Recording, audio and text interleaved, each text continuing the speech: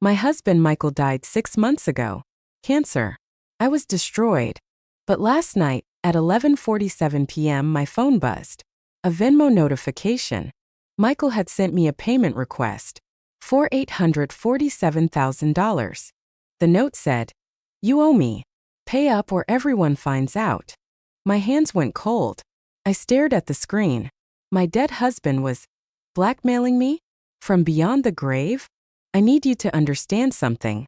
Michael and I were together for 22 years. High school sweethearts. We had the kind of marriage people envy. No kids by choice. 2 careers. A beautiful home. Travel. Wine nights. Inside jokes. When he got diagnosed with stage 4 pancreatic cancer, I quit my job to take care of him. I was with him every single day for 18 months. I held his hand when he took his last breath. I mourned him. I honored him. I loved him. So when I got that Venmo request, my first thought was, someone hacked his account. Some sick scammer preying on widows. I clicked on his profile. Last active. 11:46 p.m. 1 minute ago. That's impossible. Michael's phone was in a box in my closet. I checked, it was still there, dead battery covered in dust. I called Venmo support. The agent confirmed the request came from Michael's verified account. But she said something strange. "Ma'am, this account shows activity going back 3 years. Regular transactions. It's very much active." 3 years. Michael got sick 3 years ago. He barely left the house. I logged into our joint bank account, the one we use for everything. I scrolled back. 3 years of statements. And that's when I saw them. Withdrawals I never noticed. $2,000 here. $5,000 there. Always on Wednesdays. Always labeled medical supplies or prescriptions. Over 3 years, Michael had withdrawn $847,000 from our account. I felt sick. Where did the money go? Did he have a gambling problem? Was he being scammed? Was someone threatening him and he never told me? I went to his laptop. I knew his password, we shared everything. Or so I thought. His email was a goldmine. Hundreds of messages from a name I didn't recognize. D. Morrison. I opened the most recent one sent 2 weeks ago, 2 weeks after Michael died. It read, "The final payment is overdue. You promised $847,000. I've been patient but time's up. If she doesn't pay, I'll send the photos to everyone. Your funeral was lovely, by the way." Photos? What photos? I scrolled through the email thread. It went back 5 years. Michael had been in contact with this person the entire time. And then I found it. An attachment from 4 years ago. Clicked it. It was a photo of Michael. He was smiling, holding a glass of champagne. He looked healthy, happy, alive. But he wasn't at home. He was on a yacht. And he wasn't alone. There was a woman next to him. Younger. Tanned. Her arm around his waist. The date stamp. July 2021. The same month Michael told me he was starting chemotherapy. I couldn't breathe. I scrolled through more attachments. Dozens of photos. Michael at a beach resort. Michael at a casino. Michael at a 5-star restaurant. All from the months he was supposedly too sick to leave the house. I remembered those days. I would come home from work, and he'd be in bed, pale, exhausted. He'd show me the 4 bruises. He'd cry about the nausea. I believed every word. But these photos. He looked fine. He looked better than fine. I found an email Michael sent to D. Morrison. She has no idea. I've been faking the treatments. The prosthetics and makeup work perfectly. She thinks I'm dying, so she liquidated her 401k, sold her car, borrowed from her parents, all to keep me comfortable. We're up to $847,000 now. Once I hit $1 million, I'm disappearing for good. Meet me in Costa Rica. I stared at the screen. My vision blurred.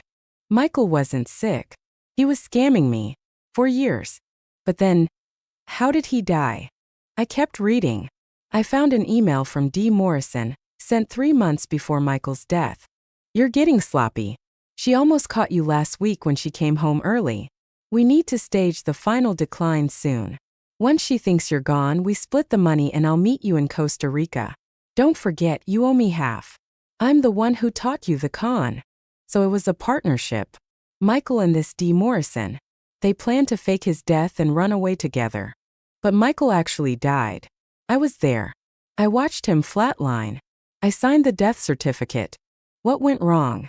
I found one last email, sent by D. Morrison to Michael 1 week before he died. I'm done waiting. You keep stalling. You're falling for her again, aren't you? You're thinking about calling it off. Too late. I poisoned the saline in your fake 4-bag last week. You've been injecting arsenic into your veins every day. By the time you realize, it'll be too late. The money is mine.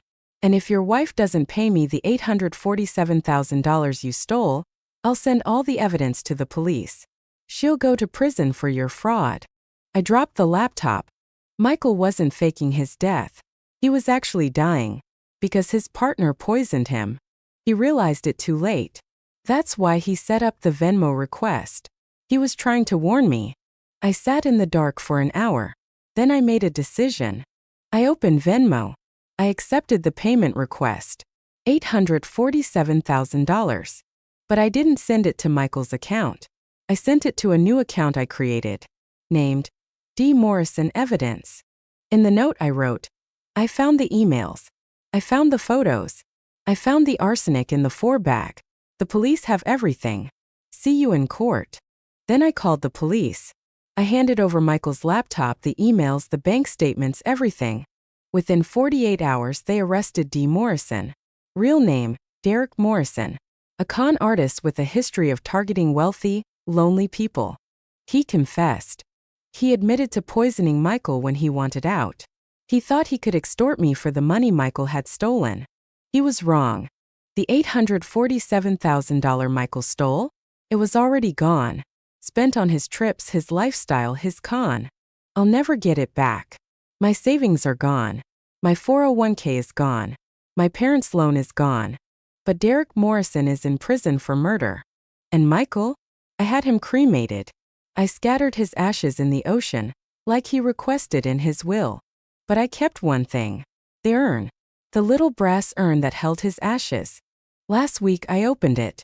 Inside, folded in plastic, was a handwritten note. I'm sorry. I was going to stop. I loved you. But he wouldn't let me go. If you're reading this, it means I'm dead and you found out. Don't pay him. He killed me. Make him pay. I stood on the beach where I scattered his ashes. I held the note. And I whispered. I did. He's paying for the rest of his life. Then I burned the note and let the ashes join his in the wind. Goodbye, Michael. I hope you found peace.